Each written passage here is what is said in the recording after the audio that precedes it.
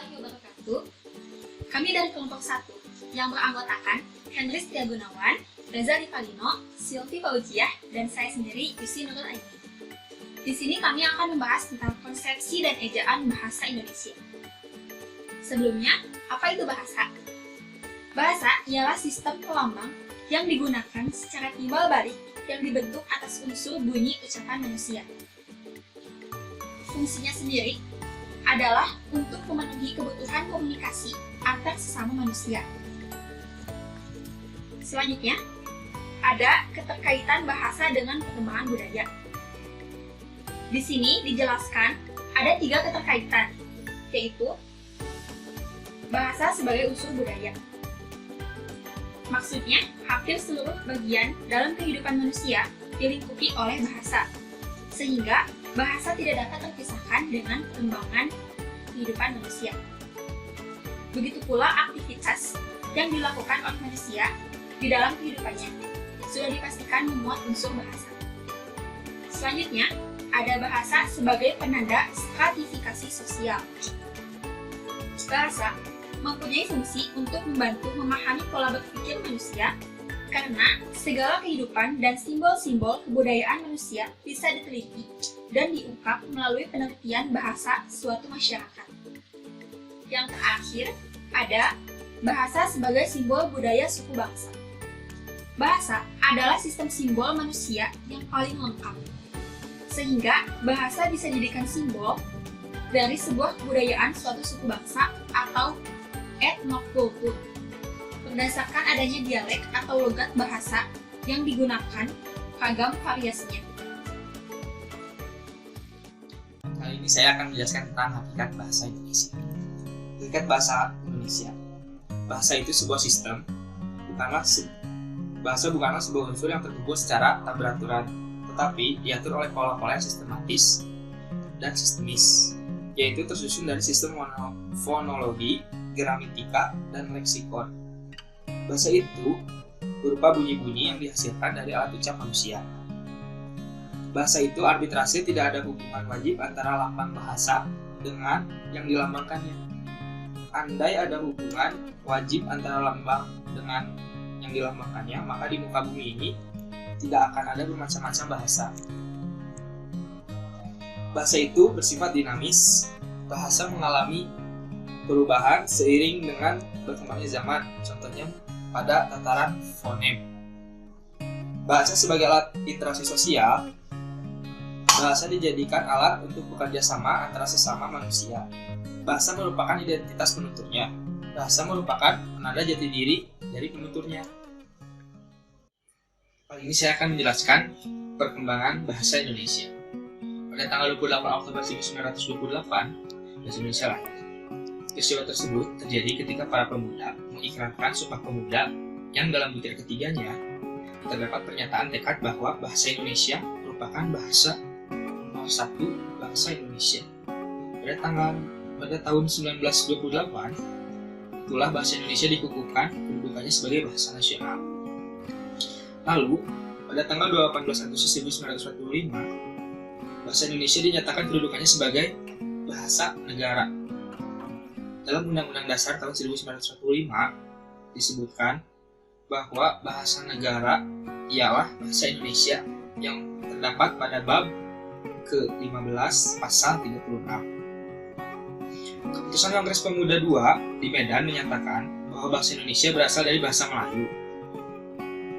Bahasa Indonesia tumbuh dan berkembang dari bahasa Melayu yang sejak zaman dulu sudah dipergunakan sebagai bahasa perhubungan atau lingua franca, bukan hanya di Pulau Nusantara, melainkan juga hampir di seluruh Asia Tenggara. Dalam proklamasi 17 Agustus 1945 telah dikukuhkan kedudukannya dan fungsi bahasa Indonesia secara konstitusional sebagai bahasa negara. Kini, bahasa Indonesia dipakai oleh berbagai lapisan masyarakat, baik itu dari tingkat atas sampai tingkat bawah. Kedudukan bahasa Indonesia. Kedudukan bahasa Indonesia itu dibagi jadi 4. Yang pertama itu ada bahasa persatuan. Bahasa persatuan suku bangsa, yaitu pemersatu suku, agama, ras, dan antar golongan. bagi suku bangsa Indonesia dari Sabang hingga Merauke. Nomor 2, ada bahasa nasional. Sebagai fungsi jati diri bangsa Indonesia bila berkomunikasi pada dunia luar, Indonesia seperti lambang kebanggaan kebangsaan Indonesia serta identitas nasional di mata internasional. Yang ketiga, bahasa negara. Sebagai bahasa yang digunakan dalam administrasi negara untuk berbagai aktivitas, fungsi bahasa sebagai administrasi kenegaraan, fungsi bahasa sebagai pengantar resmi belajar di sekolah dan perguruan tinggi, fungsi bahasa sebagai bahasa resmi kebudayaan dan ilmu teknologi. Yang keempat, ada bahasa baku, bahasa yang digunakan dalam pertemuan sangat resmi yang berfungsi sebagai pemersatu sosial, budaya, dan bahasa, penanda kepribadian bersuara dan berkomunikasi, penambah kewibawaan sebagai pejabat dan intelektual, penanda acuan ilmu, dan penulis tulisan ilmiah. Mari kita lanjutkan ke slide berikutnya. Fungsi bahasa Indonesia. Fungsi bahasa Indonesia terdiri dari 4 fungsi. Yang pertama fungsi ekspres, fungsi komunikasi, fungsi integrasi dan adaptasi sosial, serta fungsi kontrol sosial. Yang pertama ada fungsi ekspres. Pernyataan ekspresi diri menyatakan sesuatu yang akan disampaikan oleh penulis atau pembicara sebagai eksistensi diri. Yang kedua adalah fungsi komunikasi, yakni komunikasi merupakan akibat yang lebih jauh dari ekspresi, yaitu komunikasi tidak akan sempurna jika ekspresi diri tidak diterima dengan baik oleh orang lain.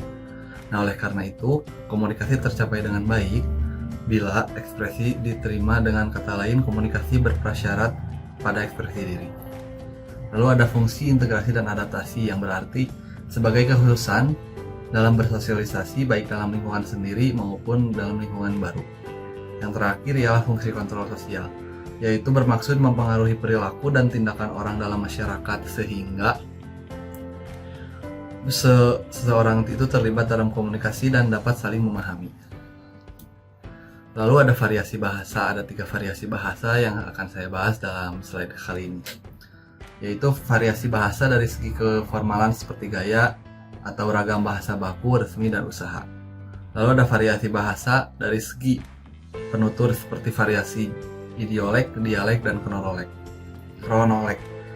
Yang terakhir, variasi bahasa dari segi pemakaian atau bisa disebut dengan variasi fungsional. Terima kasih. Saya Selvi Kaudia. Di sini saya akan menjelaskan tentang ejaan bahasa Indonesia. Ejaan bahasa Indonesia disingkat menjadi EBI. Adalah ejaan bahasa Indonesia yang berlaku sejak tahun 2015 berdasarkan Peraturan Menteri Pendidikan dan Kebudayaan Republik Indonesia Nomor 50 tahun 2015 tentang pedoman umum ejaan bahasa Indonesia. Ejaan ini menggantikan ejaan yang disempurnakan. Di sini saya akan menjelaskan tentang penulisan huruf. Ada huruf abjad, ada 26 huruf abjad dari A sampai Z. Terus masing-masing terdiri dari huruf besar dan huruf kecil. Yang kedua ada huruf vokal yang terdiri dari 5 huruf, yaitu A, I, U, E, O. Terus huruf konsonan ada 21 huruf, kecuali dari A, I, U, E, O tadi. Lalu ada huruf diftong, yaitu A, I, A, U, dan A, O. Terus ada huruf gabungan, huruf konsonan ada 4, KH, NG, NY, dan SY. Terus huruf kapital. Huruf kapital ini digunakan di huruf pertama kata pada awal kalimat, digunakan juga di huruf pertama petikan langsung, terus digunakan di huruf pertama dalam kata dan ungkapan yang berhubungan dengan agama, kitab suci, dan Tuhan, termasuk di dalamnya kata ganti untuk Tuhan. Terus huruf pertama nama gelar kehormatan, keturunan, dan keagamaan yang diikuti nama orang. Lalu huruf pertama nama bangsa, suku bangsa, dan bahasa, tidak dipakai untuk nama bangsa, suku, dan bahasa yang digunakan sebagai bentuk dasar kata turunan. Terus huruf pertama nama tahun, bulan, hari, hari raya, dan unsur-unsur nama peristiwa sejarah. Terus huruf pertama semua unsur nama resmi negara. lembaga resmi, lembaga ketatanegaraan, badan, dan nama dokumen resmi, kecuali kata tegas seperti dan, oleh, atau, dan untuk. Terus ada huruf pertama semua kata di dalam judul buku, majalah, surat kabar, dan makalah, kecuali kata tugas seperti di, ke, dari, dan yang, dan untuk. Terus ada huruf pertama kata Anda yang digunakan dalam penyapaan. Lalu selanjutnya huruf miring. Menuliskan di sini digunakan untuk menuliskan nama buku, majalah, dan surat kabar yang dikutip dalam tulisan. Terus digunakan untuk menegaskan atau mengkhususkan huruf, bagian kata atau kelompok kata. Terus digunakan juga untuk menuliskan kata atau ungkapan yang bukan bahasa Indonesia. Lalu huruf tebal digunakan untuk menuliskan judul buku, bab, bagian bab, daftar isi, daftar tabel, daftar lambang, daftar pusaka, indeks, dan lampiran. Lalu huruf tebal tidak dipakai untuk menegaskan atau mengkhususkan huruf, karena itu tugasnya huruf miring. Lalu huruf tebal digunakan juga untuk menuliskan tanda. Lalu ada tanda kutip. Tanda kutip digunakan untuk memetik maksud yang berasal dari pembicaraan di naskah atau bahan tertulis lain, judul syair, orang, atau buku. Terus ada tanda petik tunggal, ada petik-petikan yang tersusun di dalam petikan lain. Terus ada tanda kurung. Tanda kurung mengutip keterangan atau penjelasan. Mengutip keterangan atau penjelasan yang bukan bagian dari kurung. Terus tanda kurung juga digunakan untuk mengutip huruf atau kata yang kehadirannya di dalam teks dihilangkan. Tanda kurung juga mengutip kata atau huruf yang memperinci.